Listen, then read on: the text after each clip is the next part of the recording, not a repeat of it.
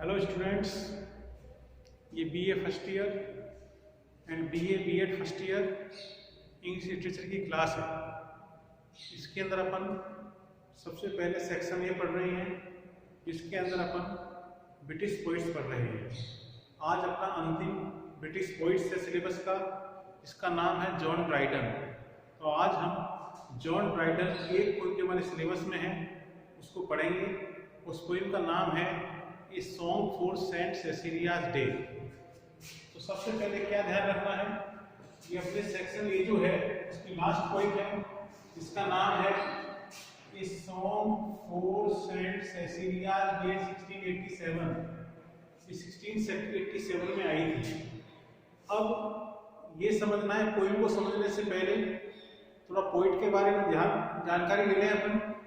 तो इसका पोइट जो था वो था जॉन ड्राइडन। इस पोइम को जॉन ड्राइडन ने लिखा था, इस बात को ध्यान रखना है। A song for saint Cecilia's day is written by John Dryden. इस चीज का ध्यान रखना है।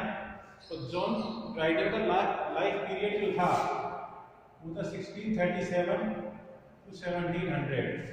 ये इनका लाइफ पीरियड था। अब दो बातें ध्यान रखनी जॉन ड्राइडन के बारे में। एक तो ये रेस्टोरेशन पीरियड में रहे, इनका जीवन जो था वो रेस्टोरेशन पीरियड में था। रेस्टोरेशन पीरियड वो था जब चार्ल्स सेकंड जो था वो दोबारा किंग बना था। चार्ल्स सेकंड जो था जब दोबारा किंग बना था, उस पीरियड को मतलब रेस्टोरेशन पीरियड कहा जाता है। ये कब से शुरू होता है? 1660 से शुरू होता है। वैसे 1660 से शुरू होता है। तो इन्होंने जो भी वर्क लिखे वो मतलब रेस्टोरेशन पीरियड के अंदर लिखे। अब दूसरी बात ये ध्यान रखनी है इनके बारे में, जॉन ड्राइडन जो थे वो फर्स्ट पोइट लॉरिएट थे ऑफ इंग्लैंड। इंग्लैंड के जो फर्स्ट इंग्लिश पोइट लॉरिएट कौन थे? वो जॉन ड्राइडन थे। तीसरी बात क्या ध्यान रखनी है, जॉन ड्राइडन जो थे एक ग्रेट क्रिटिक। जॉन ड्राइडन क्या थे? एक ग्रेट क्रिटिक। ये बहुत बड़े क्रिटिक भी थे। ये क्रिटिक के रूप में भी जाने जाते हैं। कौन? John Dryden. ठीक है ना। तो ये तीन बातें आपको विशेष ध्यान रखनी है। अब हम अपने सिलेबस पे आते हैं। तो ये पोइम जो है इसका नाम है song for saint Cecilia's day. Cecilia कौन है? सेसिलिया एक लेडी का नाम है। सेसिलिया क्या है? Cecilia is a name of a pious lady. एक पवित्र महिला का नाम है, इसका नाम है सेसिलिया। और सेसिलिया कौन थी? एक पायस क्रिश्चियन लेडी। सेसिलिया कौन थी? पायस क्रिश्चियन लेडी थी, बहुत ही पवित्र लेडी थी, बहुत ही शुद्ध लेडी थी। हु सैक्रिफाइस अ लाइफ, जिसने अपने जीवन को सैक्रिफाइस कर दिया था रोम के अंदर इन 230 AD। और इसने 230 AD के अंदर रोम के अंदर अपने जीवन को क्या कर दिया था? त्याग दिया था, उसको सैक्रिफाइस कर दिया था।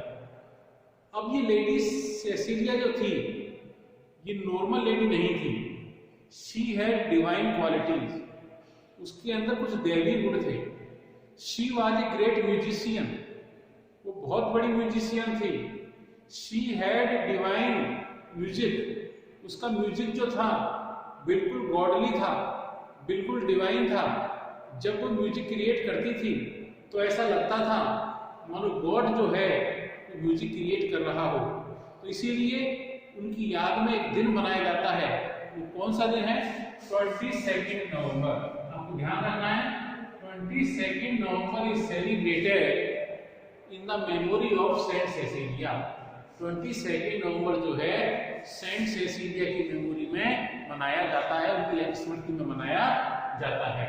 इस पोइम में क्या है? इस पोइम में यह बताया गया है कि everything in this universe is made of music. हर चीज जो है इस संसार में, इस ब्रह्मांड में, वो म्यूजिक से ही बनी है।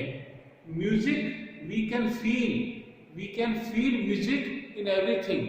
हम हर चीज में म्यूजिक को महसूस कर सकते हैं।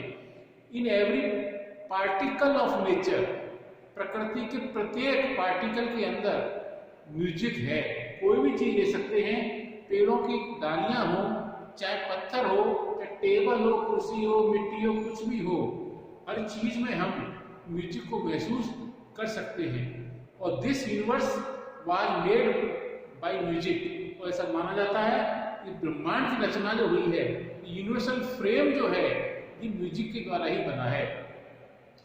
और हर चीज में म्यूजिक है। अब इस पोइम के अंदर अलग अलग तरह के म्यूजिक बताए गए हैं। काफी लंबी पोइम है, हो सकता है 2 पार्ट में हो, कोशिश करेंगे 1 पार्ट में खत्म हो जाए, नहीं तो 2 पार्ट इसके बनाएंगे हैं। तो ये संसार की निर्माण जो है म्यूजिक से हुआ है। ये यूनिवर्सल स्ट्रक्चर जो है ये म्यूजिक से ही बना हुआ है।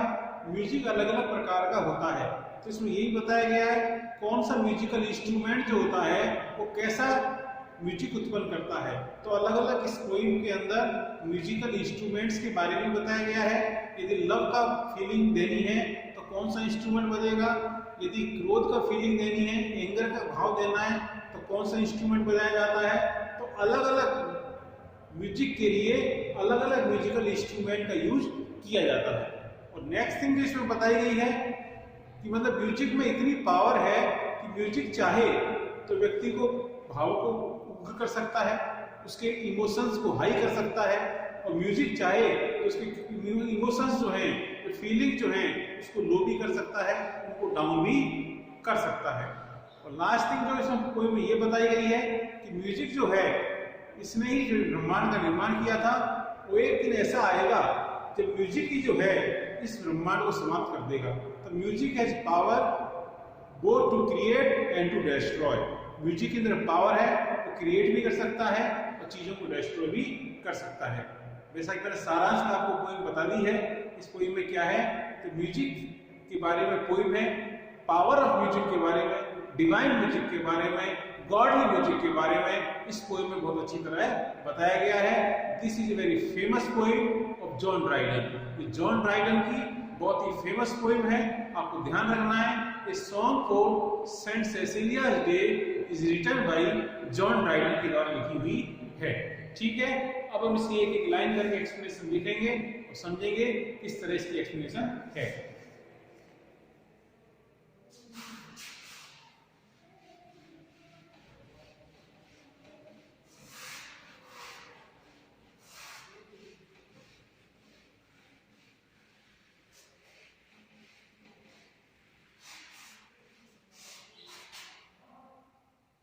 Stage the first.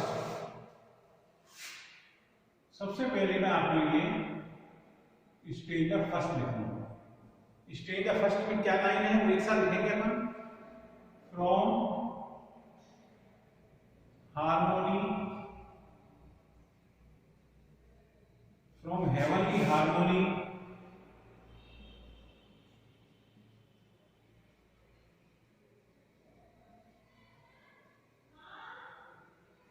this universal frame began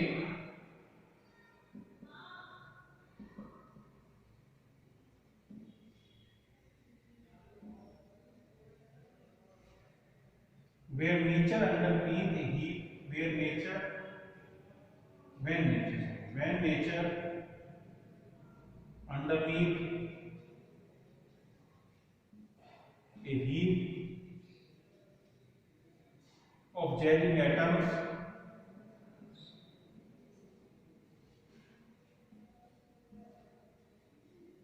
lay and could not heave her head and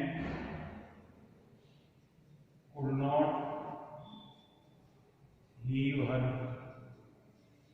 अभी पहला स्टेज तक पूरा नहीं हुआ है, पहले इन लाइनों को समझेंगे, उसके बाद मैं अगली पंक्तियां लिखूंगा, पहले स्टेज आएगी। तो सबसे पहले देखो जो पहली जो लाइन जो है, फर्स्ट लाइन जो है इस पोएम की, वो क्या कह रही है, फ्रॉम हार्मोनी। हार्मोनी का मतलब होता है म्यूजिक। हार्मोनी का मतलब क्या होता है, म्यूजिक। फ्रॉम हेवनली हार्मोनी, और हेवनली हार्मोनी मतलब क्या हो गया, डिवाइन म्यूजिक। शब्दों को सबको क्या लिखेंगे, डिवाइन म्यूजिक। डिवाइन म्यूजिक क्या होता है, वो म्यूजिक जो गॉड जैसा लगे, ऐसा लगे माने गॉड उस म्यूजिक को क्रिएट कर रहा है। दिस यूनिवर्सल फ्रेम, फ्रेम माने स्ट्रक्चर, फ्रेम माने क्या होता है, स्ट्रक्चर, ढांचा जिसे अपन कहते हैं। बिगेन विद नेचर, अंडरनीथ का मतलब अंडर, हीप माने पाइल ढेर जिसे अपन कहते हैं, ऑफ जेरिंग, जेरिंग एटम्स मतलब opposite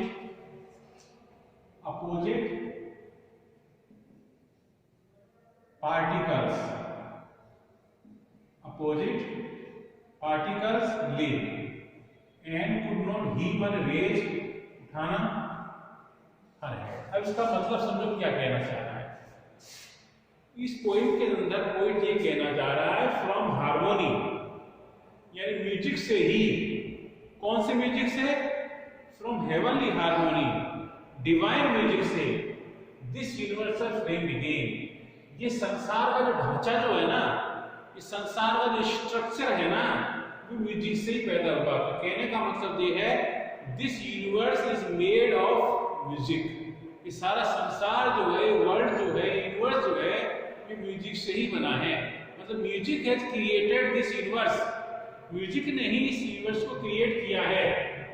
when nature underneath the heap of jarring atoms ले, इसका मतलब म्यूजिक से पहले, म्यूजिक से पहले इसलिए बताई गई है कि जब म्यूजिक नहीं था तो पहले क्या थी? नेचर जो थी, नेचर का मतलब ऑब्जेक्ट्स ऑफ नेचर, नेचर के जितने भी ऑब्जेक्ट्स हैं वो सारे के सारे अंडरनीथ हीप, हीप पर ढेर, और जेरिंग एटम्स मतलब अपोजिट चीजें, जो अपोजिट चीजें हुई उसके ढेर के नीचे नेचर जो थी दबी हुई थी।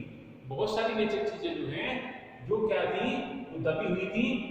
And could not heave her head, और नेचर जो थी अपना सिर नहीं उठा सकती। कहने का मतलब प्रकृति की बहुत सारी चीजें थी जो दबी हुई थी नीचे, और इसके कारण प्रकृति अपना सर जो थी वो उठा नहीं सकती थी। सिर्फ म्यूजिक ही था जिसके द्वारा ये सब चीजें बाहर आई। आगे तो क्यों पढ़ेंगे कोई भी क्या कहना चाह रहा है 4 लाइनों में, इस संसार का निर्माण जो है म्यूजिक से ही हुआ है। और नेचर जो थी वो बहुत सारे जो विपरीत पार्टिकल्स होते, वस्तुएं होती हैं, अणु होते हैं, उनके नीचे दबी पड़ी थी, और नेचर जो थी वो अपना सिर जो थी उठा नहीं सकती थी। बात आपकी समझ में आ गई होगी। आगे बढ़ते हैं।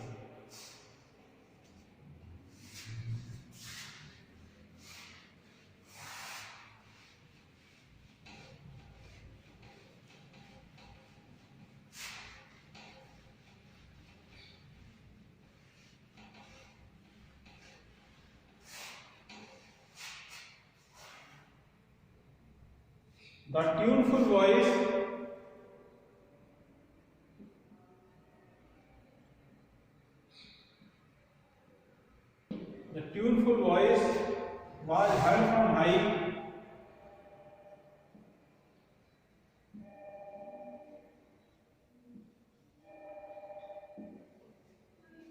alright,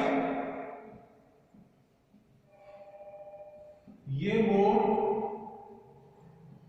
than that,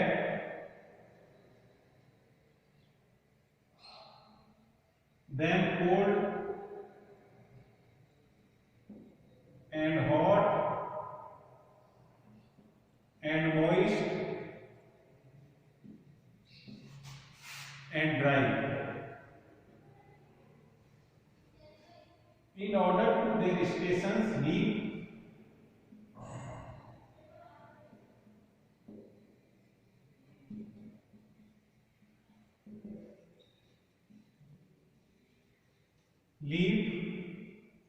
and music's power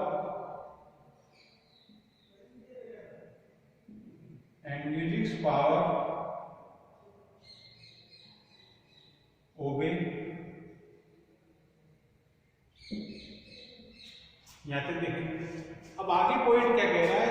जैसा कि मैंने बताया पहले की 4 पंक्तियों के अंदर, ये नेचर जो थी वो अलग अलग जो अपोजिट एलिमेंट जो थे, अपोजिट जो एटम जो थे उसके नीचे दबी पड़ी थी। लेकिन जैसे ही मतलब म्यूजिक बजा, द ट्यूनफुल वॉइस है musical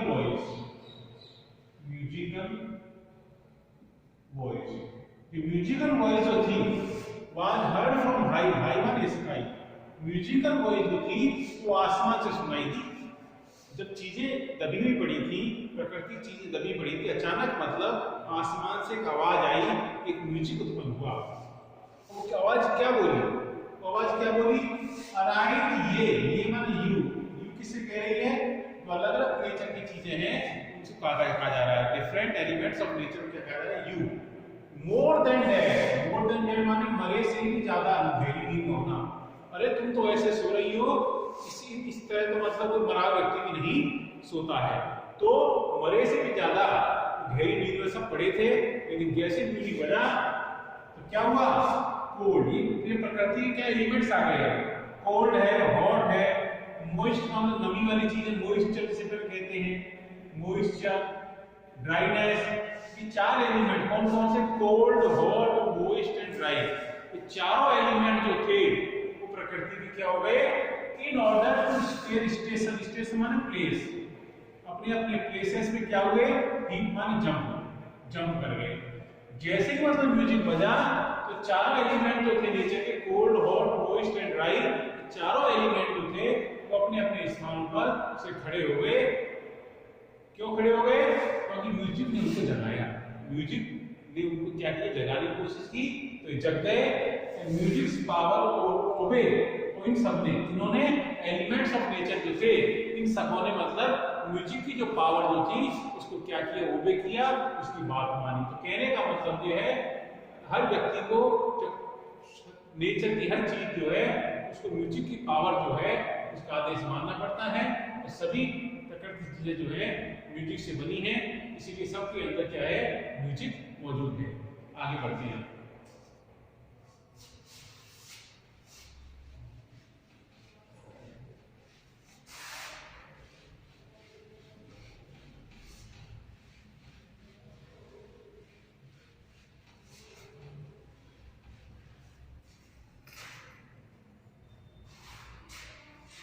From harmony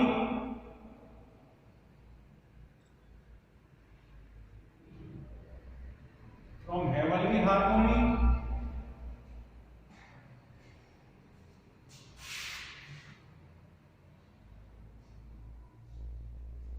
this universal frame began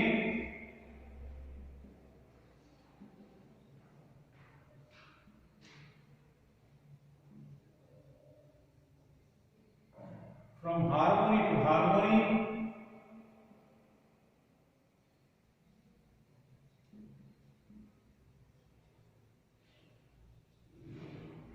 through all the compass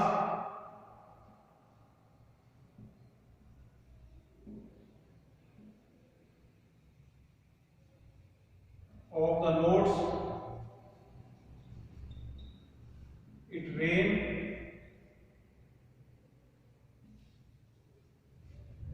the diapason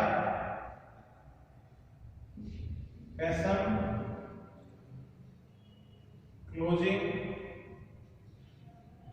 full in में। अब इन पंक्तियों को समझो। अभी तक हमने पढ़ा इस संसार का निर्माण म्यूजिक से हुआ है।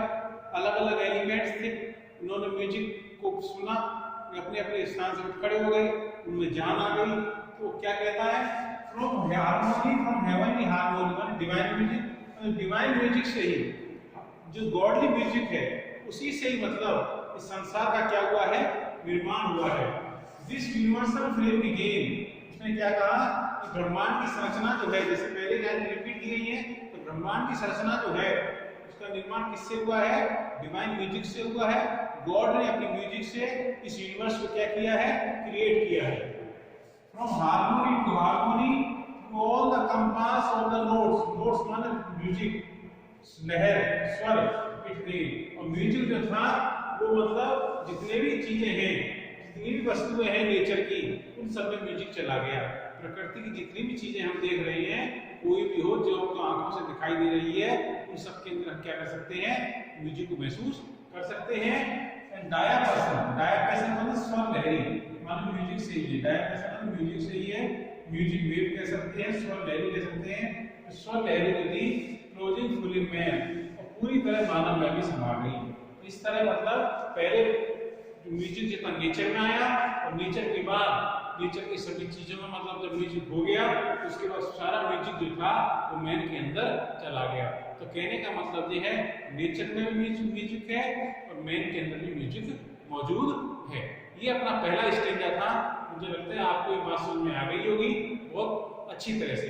आज की इतनी ही क्लास है, कल सेकंड पार्ट पढ़ेंगे। ये अपना कौन सा पार्ट था? Part first. ये पार्ट फर्स्ट है जो हमने आज पढ़ा है। अगला पार्ट के अंदर सिर्फ पोइम के बारे में बताने की जरूरत नहीं रहेगी।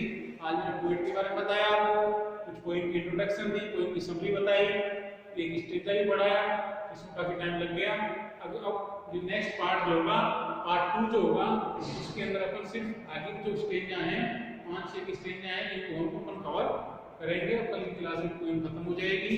उसके बाद आपके ब्रिटिश पोइट जो हैं वो सारे के सारे खत्म हो जाएंगे। इसके फिर हम एंग्लो इंडियन पोइट्स पढ़ेंगे। मैं इसमें आपको बताऊंगा कि एंग्लो इंडियन पोइट्स कौन से होते हैं, उनको जब हम सेक्शन बी शुरू करेंगे तब हम बताएंगे। जैसे कि मैंने आपको बता ही दिया, आप ये क्लास बैक में भी देख सकते हैं, चाहे मेरी क्लासेस में आप रोमन इंग्लिश क्लासेस यदि यूट्यूब के ऊपर डालते हैं रोमन इंग्लिश क्लासेस, वहाँ पर भी आप एक बीए की एक प्लेलिस्ट बनी हुई है, वहाँ आप इस वीडियो को सर्च करेंगे तो वहाँ पर भी आप इस वीडियो को देख सकते हैं। आपको वीडियो अच्छा लगे तो लाइक करें, चैनल को सब्सक्राइब करें। Okay, thank you very much for this class. अगले पार्ट इसका कल अगली क्लास में होगा। Thank you.